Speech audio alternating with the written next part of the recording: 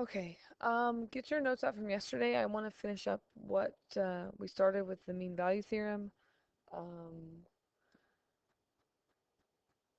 but before we jump back into that packet, I want to talk about those questions that we had yesterday about tangent lines and secant lines. And I just wanted to show you some of this stuff, which I knew this about tangent lines, secant lines. I was kind of a little stressed about to answer this yesterday. But this just says a tangent line is a line that touches a curve at a point without crossing over. Formally, it is a line which intersects a differentiable curve at a point where the slope of the curve equals the slope of the line. When we're talking about a tangent line to a curve, we're just talking about where it touches that curve at that point. So when I say right here that it has a point of tangency, it doesn't matter if it intersects the curve later. I'm talking about that it's tangent at that curve at that point.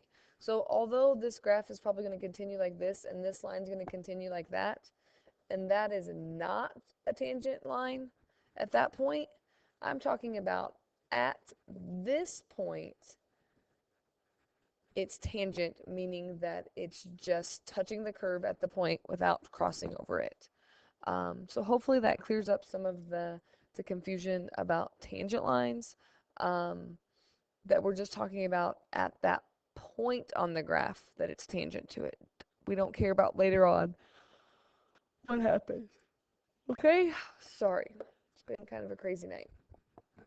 Um, a secant line is a straight line joining 2 points on a function. Uh, really, the definition of a secant line is just a line that you can find the slope between. And so again, it's okay if it intersects the graph in more than 2 points. What I'm talking about is the slope of the line between the 2 points that I connect. And so I don't really remember what that one looked like yesterday, but we had a point here and a point here, and we were talking about that secant line between those 2 points. The point that the extra point that it crosses really has no bearing on the slope between those 2 points. And really, because it's a linear line, if we threw the third point in there and we tried to find the slope between those 2 points, it should be the same. And so again, we kind of always say a tangent line only crosses at 1 point or touches at 1 point, and a secant crosses at 2 points. But really, we're just saying a secant line is a line where you can connect the slope. And so we can talk about this more tomorrow if you have more questions about it, but I did want to address those questions from yesterday. But hopefully the rest of this will go pretty smoothly, finishing this stuff up. And so I think we're ready for the slide where I just say the mean value theorem again.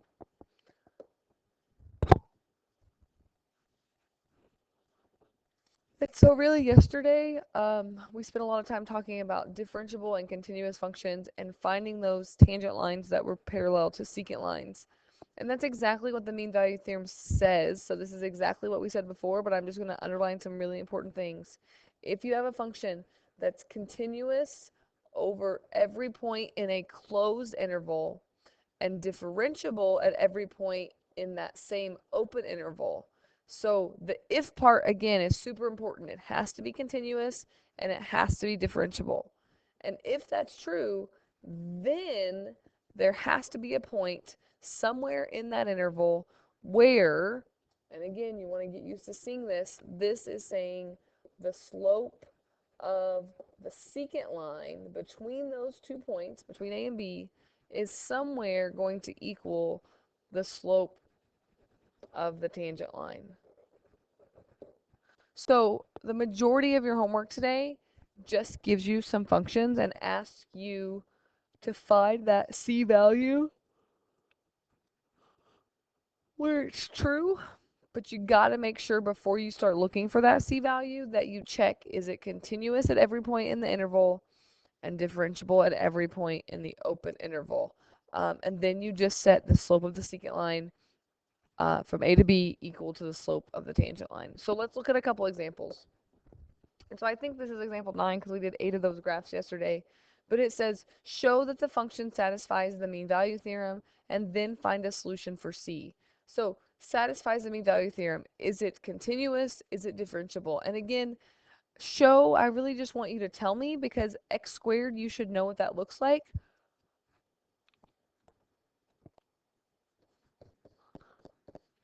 I know x squared is a parabola, and I know that it's continuous from 0 to 2, and because it's that parabola, I also know that it is differentiable from 0 to 2. If it's a graph that you're not sure about, then you might have to graph it or do some other stuff to show that that's true.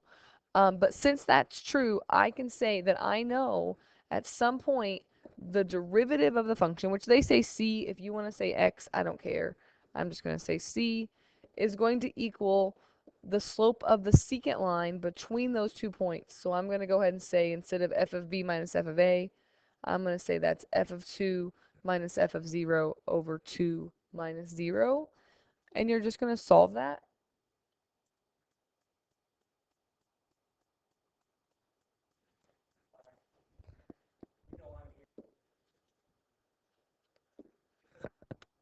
Okay, so we can say the derivative, right? The derivative of the function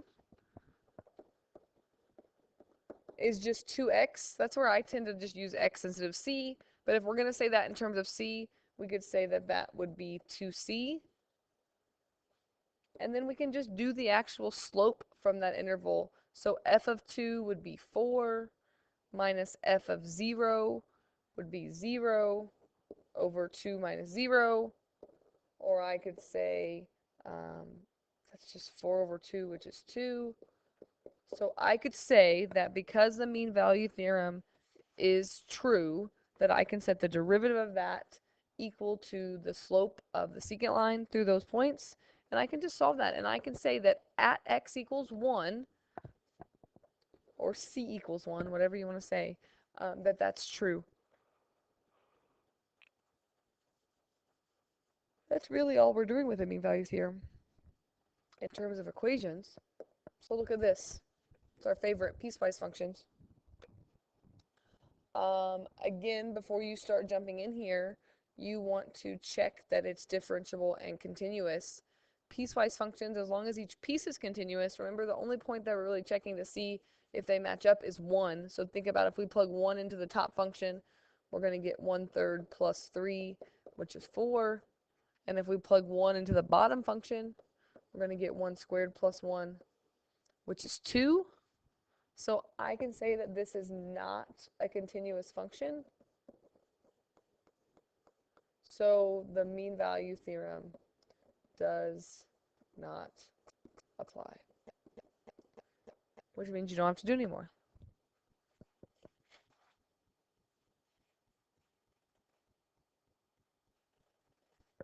So what else can we do with the mean value theorem? Well, another interpretation of the mean value theorem, and I think Jake yesterday is the one that said this, when we're talking about derivatives, we can talk about that's velocity or instantaneous velocity. And when we're talking about f of b minus f of a over b minus a, remember that we talked about this being the same as average velocity. And this would be instantaneous velocity.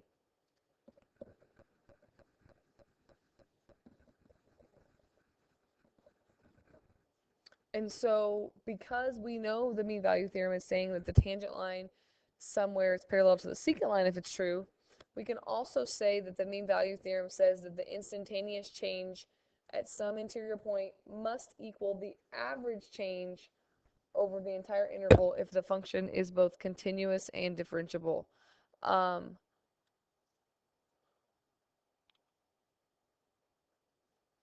Oh, I'm so sorry. One really good example of that would be thinking about just on a road trip. If I told you on my way here tonight, my average speed was 55 miles per hour, right? That would be my average velocity was 55 miles per hour.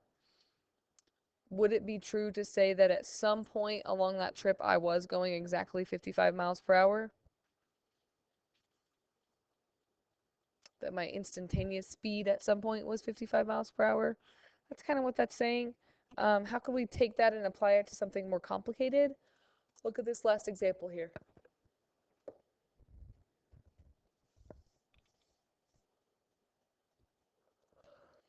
So, I'm going to read this and I'm going to give you a minute to kind of digest it. It says, the differentiable function r gives the rate at which fuel flows into a tank over time, where the rate R of t is measured in gallons per hour and time t is measured in hours from 0 to 12.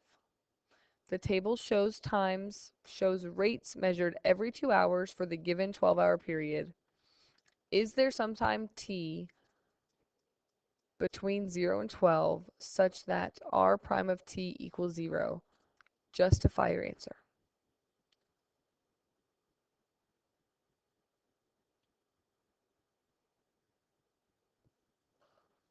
So when I see something like this and I see this chart that only gives me values of R of t, but then they ask me, does the derivative equal 0?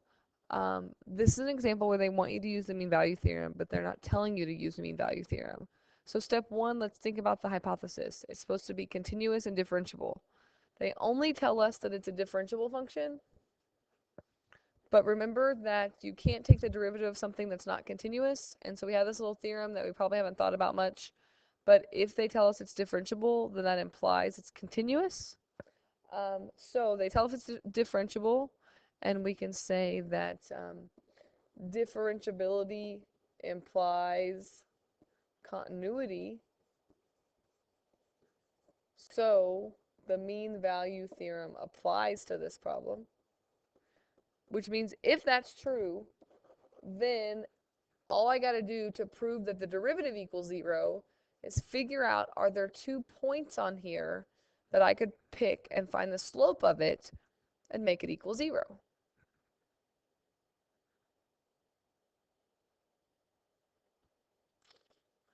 And remember, slope is y's subtracted on top, x is on the bottom. So are there any y's that have the same value?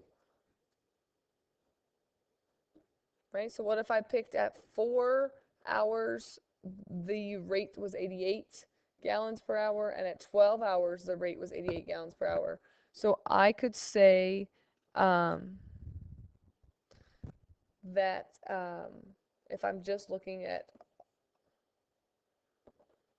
t equals 4 to t equals 12, then the average rate of change would be 88 minus 88 over 12 minus 4, which gives me 0. And so justify your answer. What does that mean?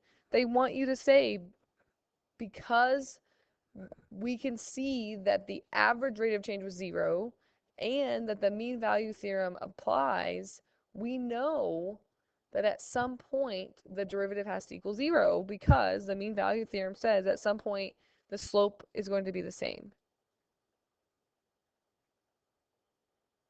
Okay, so that's kind of how they can give you a mean value theorem problem, not as straightforward. That might be sort of like an AP type of question. I had planned yesterday that you were going to do this exit slip and have to tell me the hypothesis, but I'm not even here. And it's almost midnight, so just kind of ignore this exit slip part of this. Hopefully it makes sense that you could tell me what the mean value theorem says, at least the hypothesis of it, but don't worry about that part. But what I do want you to do is these problems from your book. This is 4-2 day 1, and I should be back tomorrow, and we will do 4-2 day 2. We're a little off schedule, and so we should do 4-2 day 2 tomorrow, and this is due today. So I know some people left for Veterans Day stuff. So if they didn't get this homework, will you please get it to them so that they can try these problems for tomorrow? And I will see you guys tomorrow.